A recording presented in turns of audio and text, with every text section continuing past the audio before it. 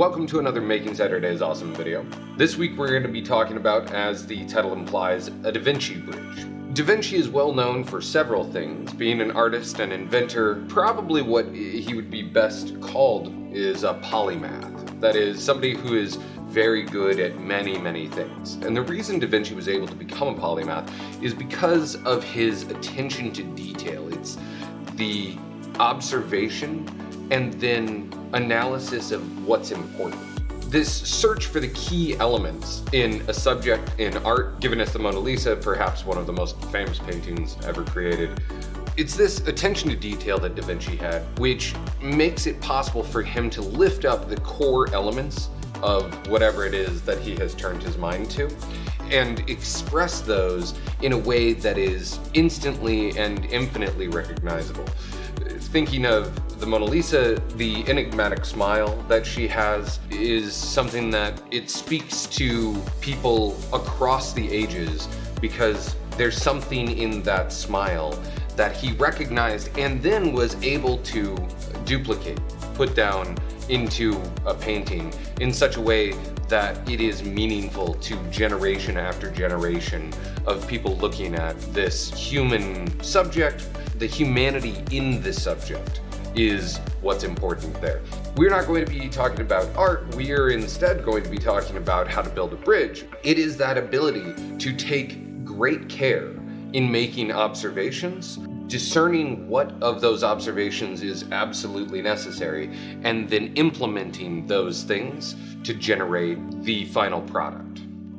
The final product that we're going to be talking about today, again, is a DaVinci bridge. Now, a bridge is some structure that allows us to move from one place to another over usually some gap or terrain that cannot, for whatever reason, be traversed.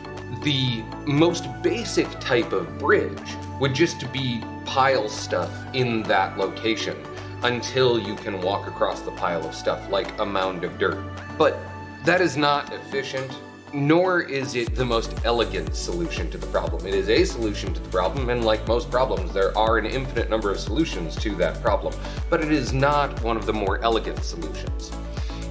A DaVinci bridge, on the other hand, is a very elegant solution in that it uses a bare minimum of materials and can be created with simplicity and no facets. So once you get the theory of it down, you can make it as long as necessary in almost any context in the world, which is an interesting thing for the application that the DaVinci bridge was originally imagined for. Just mounding dirt up, while an available option, is almost certainly not the best option. So instead, he tried to look at the idea and remove everything that was not absolutely essential. That project of looking at what needs to be, finding some solution, and then refining that solution through an iterative process is a basic approach to creating good solutions to problems. What is the least amount of material that you can use to make that happen? The least amount of technology, the least amount of effort, the least amount of fasteners, which might be difficult to come by, wood glue, screws, rope, if you don't have any of those. How can you still complete this project? Being able to ask the question doesn't mean that there is necessarily an answer. It does give us guidance on how to approach finding an answer if one does exist. Building this particular bridge requires both care and attention because it's a little finicky to build, and it's also us exploring the idea of what is the minimum amount of materials necessary to do this particular project. That is itself interesting because it is the mindset of a maker to try to remove the things that are unnecessary, or sometimes add things that seem not necessary to begin with, but then you realize that they are absolutely essential. It is that investigation that you are doing this program because of. It is your internal curiosity that drives your desire to do these kinds of projects, and that is also the motivating factor for me as well. I am fascinated in how and why, and what that means and how it can be applied in other locations. I played with Legos a lot growing up, and when you're playing with Legos, one of the things that almost everyone does is just try to see how tall of a tower you can build. And you could build it out in a square and then, or a pyramid, make a square base and then a slightly smaller layer and a slightly smaller layer, and you'll get a pyramid shape, which is quite stable. But how much of that pyramid shape is absolutely essential? That's just an interesting thing to look into, and something that we all have done as we are just playing. The idea here is that we're going to just play around with this concept with, again, care and attention to try to figure out how to look at a project, how to look at a problem, and find those base elemental answers to these questions. For this build, I have my kit sitting out. In fact, we're not going to need to use it because, again, interestingly, there are no fasteners here. Go ahead and take the rubber band off of your bundle of colored sticks and lay them out. You're going to want to separate the sticks so that you have them sorted by color. This makes it easier as I try to talk to you about what it is that we're going to be doing, because it's important that this gets built in a particular order. It doesn't matter what color you use to do that building with, but having them separated by color will be easier on the video, and it'll just be easier in real life as well.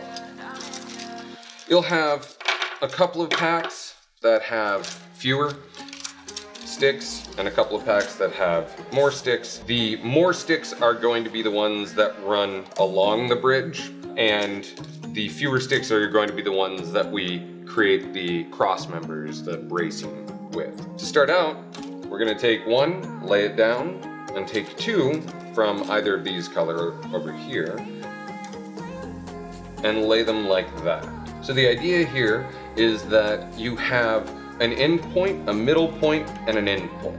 This end point is laying on top of one of your cross members, and then you take another cross member and lay it in the center here. And now we're actually going to build that way. So you take two, lay them out, prep them for what's about to happen, and then you grab this piece that is underneath, you lift it up carefully so that you can get one of the runners underneath the stick that is on the bottom and over top of the stick that is on top. You're weaving them in like this, and it is that weaving process that creates your bridge. To continue this, we just continue the pattern. So this is where it becomes useful to just have these laid apart. Red, green, we'll do another red. You slide it underneath, scoot it down to more or less where it's going to be, and as you do that scooting process, you want to hold these stable, because if you don't, one of them will slide more than the other one. This can be a little finicky, honestly. In our testing to make sure that this was an interesting project and sufficiently doable, this can be frustrating. And it is this kind of thing, this attention to detail, that is an important feature. We don't talk about it very much so far in our program, but it is an important feature to building pretty much everything, is watching what's actually happening, rather than just wanting things to be the way that we want them to be. It's important that we take into account that when we actually go to build something, we are now working in the physical world rather than the theoretical one of how we want things to be. Anyway, another thing that you'll see me do over and over again is that process just there, where I just touch everything up and make sure everything is going in straight lines, good 90-degree angles, because that is the strongest version of this. We have this, we scoot this one down, we take two more and lay them out, ready to go, and then carefully pick up this end. With that held up, we take one of the runners and weave it underneath the one that's under and over top the one that's over, and then we repeat this process until you're out of sticks.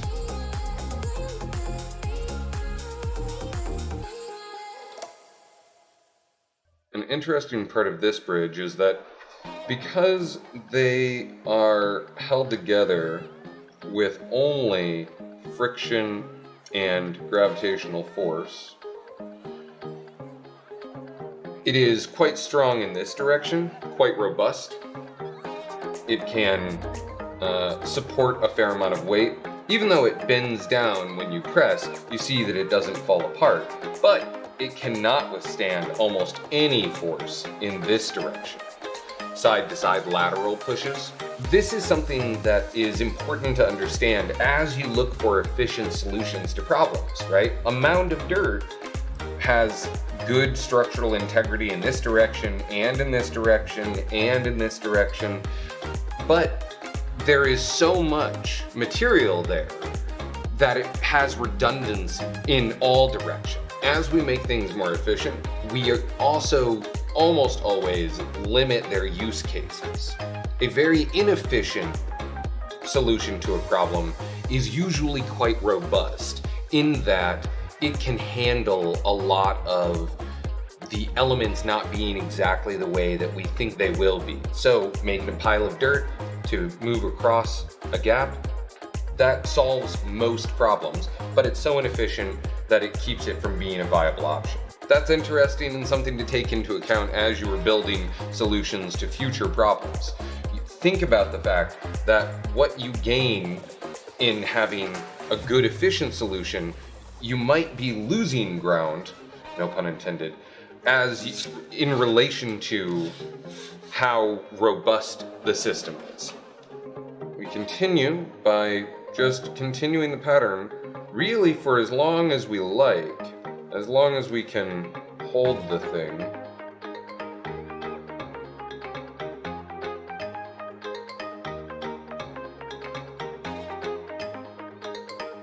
This is an interesting problem that I've found, which is, you see how this is quite wide, and a couple of these I have set inside over and over again. That makes this quite narrow, and so the whole thing is twisting towards me and will very easily fail. So, to correct that, I am going to take these and move them to the outside, where they hopefully will be much more stable. Good. I can also correct that by gently moving things around inside and thinking about how to put pressure. You see that when I am moving stuff around, I'm not touching just one stick, but as many as really I can get my hands on, because it's important to this particular bridge design that there is a lot of forces going on. Oh, look at that.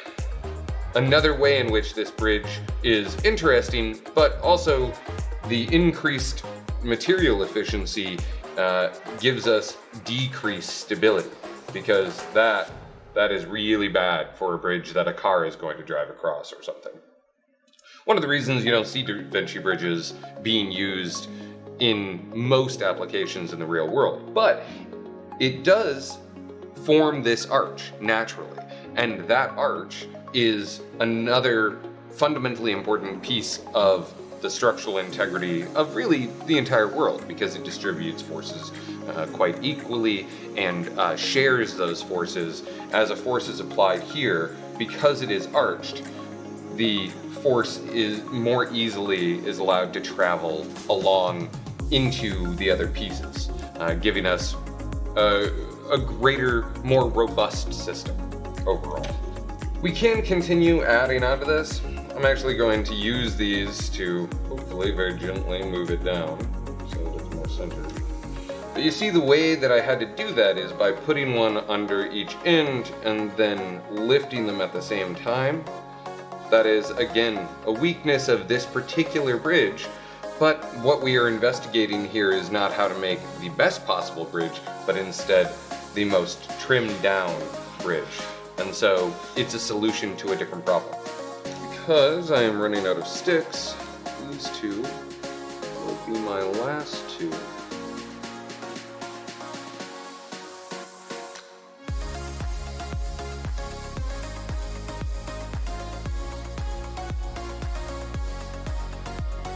And then you see that this can support and survive a lot of weight as well as a lot of deformation. Both of these interesting projects to complete with, again, no fasteners, no glue, nothing like that, and in a way that can very easily be taken down, moved elsewhere, and used again. For this program, the DaVinci Bridge is about looking at efficiencies, as well as doing so with attention to detail and great care. Two things necessary to build this particular bridge. I hope that you found this fun and not terribly frustrating. I found it a little frustrating to begin with. If it's not working out for you right away, just keep trying. You will get better at it. It is a delicate process, but many things are. That's not a bad thing, and it's something that is useful to have in your pocket, the ability to just persevere through difficulty. One of the reasons that DaVinci is as famous as he is because of his tenacity in creating ideas and then working through them over and over and over and over again. It is that attention to detail and perseverance that makes what he does important to us still to this day, and so probably good elements for us to include in our own personalities. I'm looking forward to seeing your builds as well as the gaps that you were able to span with them, perhaps the things that you were able to support on top of them as they are being held up. Please send us pictures, videos, whatever you like. I will see you next week.